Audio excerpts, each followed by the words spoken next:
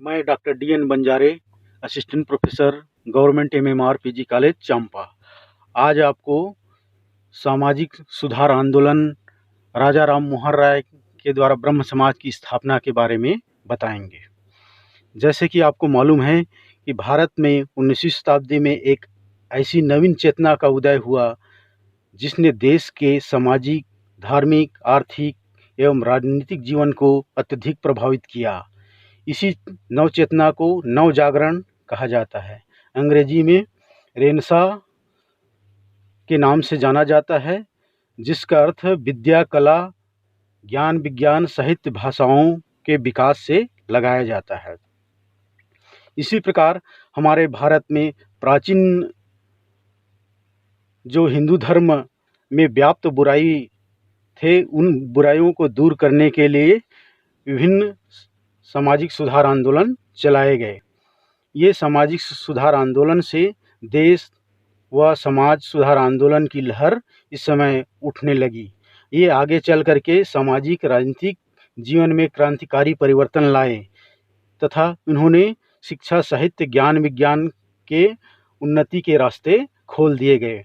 नव जागरण वास्तव में ब्रिटिश उपनिवेशवाद के फलस्वरूप पाश्चात्य सभ्यता एवं संस्कृति का प्रचार प्रसार इसका मूल कारण था, जिन्होंने भारतीयों में एक नई जागृति उत्पन्न की। इनमें मुख्य रूप से राजा राम मोहन राय, जिन्होंने ब्रह्म समाज की स्थापना की। राजा राम मोहन राय का जन्म 22 मई 1772 में पश्चिम बंगाल के हुगली जिला के राधानगर गांव में हुआ था। इनकी प्रारंभिक शिक्षा के बारे में अगर बात करेंगे तो प्रारंभिक शिक्षा संस्कृत भाषा बनारस से हुई। आगे चल करके उन्होंने अरबी और पारसी पटना से प्राप्त किया। बाद में उन्होंने और विभिन्न भाषाओं का अध्ययन किया और सीखी, जैसे अंग्रेजी, ग्रीक, हिब्रू आदि भाषा। आगे चल करके कुछ समय पश्चात फ्रेंच, लैटिन और विभिन्न भाषाओं के भी जानकार रहे हैं। इन्होंने मुख्य रूप से गहन अध्ययन विभिन्न धार्मिक ग्रंथों का अध्ययन किया, जैसे हिंदू धर्म, इस्लाम धर्म, ईसाई धर्म और यहूदी धर्म का अध्ययन करके ये साबित किया कि सभी धर्म के जो सात्विक बात है, जो सत्य बात है, उसको हमको स्वीकार करने की बात होने लगी। उन्होंने विभिन्न भाषा में भी ग्रंथ लिखी, जैसे संस्कृत, बंगाली, हिंदी, पारसी और अंग्रेजी भाषाओं में। चूँकि राजा राम मोहन राय ने मुगल शासक सम्राट अकबर द्वितीय के शासनकाल में उन्होंने उनको राजा की उपाधि प्रदान की और उन्होंने सम्राट अकबर ने दूत बना करके इंग्लैंड उनको भेजा। इस प्रकार आगे चल करके भारत में ईस्ट इंडियन कंपनी का प्रवेश शुरू हो गया। उस समय ईस्ट इंडियन कंपनी की सेवाएं भी उन्होंने की। 1804 से लेकर के 1814 तक उन्होंने ईस्ट इंडियन कंपनी की सेवाएं दी। राजा राम मोहन राय, इनका कार्य, उपलब्धियां, इनके प्रमुख सिद्धांत ब्रह्म समाज के इस प्रकार रहे हैं। पहला, 19वीं शताब्दी में नव जागरण के अग्रदूत के रूप में राजा राम मोहन राय जी को जाना जाता है। दूसरी बात, उन्होंने एकेश्वरवाद का प्रचार प्रसार किया और उन्होंने ये बात कहा कि मूर्ति पूजा, बहुदेववाद का खंडन किए जाने लगा।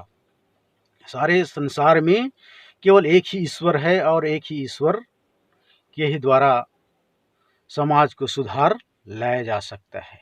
उनके रास्ते भले ही अलग हो, लेकिन ईश्वर एक ही है। तीसरा, सामाजिक कुरीतियों का सुधार करने का प्रयास किया। राजा राम मोहन राय ने समाज में विभिन्न प्रकार की सामाजिक जो कुरीतियां थी, उन कुरीतियों को दूर करने का प्रयास किया। चौथा, सती प्रथा का विरोध। सती प्रथा का विरोध राजा राम मोहन राय ने अथक प्रयास किया और इन्हीं के प्रयासों से लॉर्ड विलियम बेंटिंक ने 1829 ईस्वी में इस सती प्रथा का उन्मूलन किया। इससे भारतीय समाज के नारी शोषण के मुक्ति से बच गए। पांचवा, नारी शोषण के विरुद्ध आंदोलन। भारतीय समाज में विभिन्न प्रकार के और नारियों से शोषण हो रही थी उनमें जागृति लाने का काम किया। छठवां, विज्ञान की शिक्षा के लिए अंग्रेजी ज्ञान आवश्यक है। यदि हमको ज्ञान विज्ञान के क्षेत्र में उन्नतिशील आगे बढ़ना है तो निश्चित रूप से अंग्रेजी ज्ञान हमें आवश्यक है और इनके माध्यम से हम अपने विकास की ओर आगे बढ़ सकते हैं।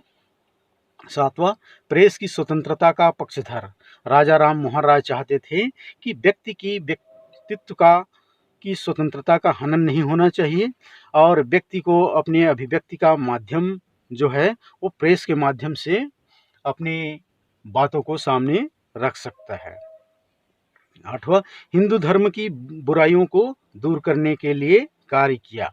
उन्होंने धर्म ग्रंथ के ज्ञान को पाठ कराया। उन्होंने ये कहा जाने लगा कि धार्मिक ग्रंथ के जो मूल भावना हैं उस मूल भावनाओं को जनता तक अवगत कराया। नेक्स्ट, वे एक ऐसे सार्वभौमिक धर्म की समर्थन करना चाहते थे और वह सभी के लिए श्रेयस्कर साबित हो। 10वां, पाखंडों का विरोध किया जाने लगा क्योंकि समाज में विभिन्न पाखंडों का बोलबाला था। अंधविश्वास कुरीतियों के नाम से भोले भाले जनता पर शोषण किए जा रहे थे।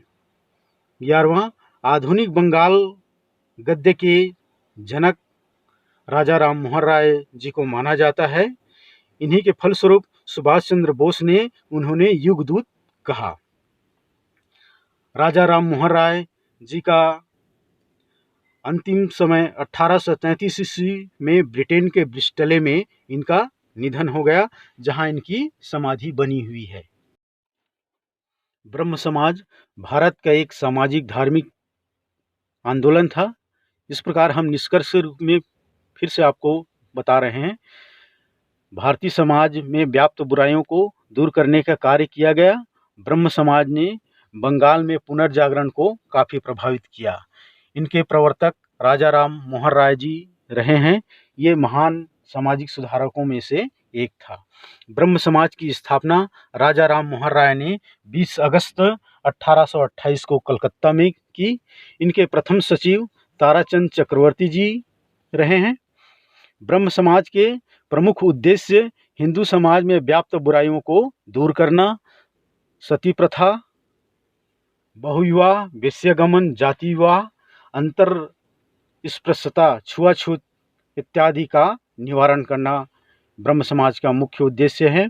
चूँकि राजा राम मोहन राय को भारतीय पुनर्जागरण का पिता कहा गया है, राजा राम मोहन राय की प्रमुख कृतियां हैं प्रेजेंट्स ऑफ जीसस, इनकी कृतियां हैं। इनके साथ साथ उन्होंने संवाद कौमुदी का भी संपादन किया। 1814 में आत्मीय सभा की स्थापना की। 1815 में वेदांत का भी स्थापना किया। आगे चल करके ब्रह्म समाज के प्रमुख सुधारकों में से दो भागों में डिवाइड हो गया, बट गया। पहला था देवेंद्र नाथ टैगोर, दूसरा केशव चंद्र सेन। इस प्रकार निष्कर्ष के तौर पर कहा जा सकता है कि ब्रह्म समाज ने अंतर्जातीय विवाह, विधवा विवाह को प्रोत्साहन दिया, इनकी वकालत की, पर्दा प्रथा का भी विरोध किया जाने लगा। समाज में उच्च नीच व्याप्त बुराई थी, उनको दूर करने का प्रयास किया गया। इसके साथ साथ हिंदू समाज में उच्च और निम्न जातियों के बीच में खान पान का जो प्रतिबंध था, उस प्रतिबंध को भी दूर करने का प्रयास किया। इसके साथ साथ हिंदू धर्म में समुद्र यात्रा पर लगे प्रतिबंध का भी इन्होंने दूर किया। इस प्रकार राजा राम मोहन राय भारतीय समाज सुधारकों में से एक है।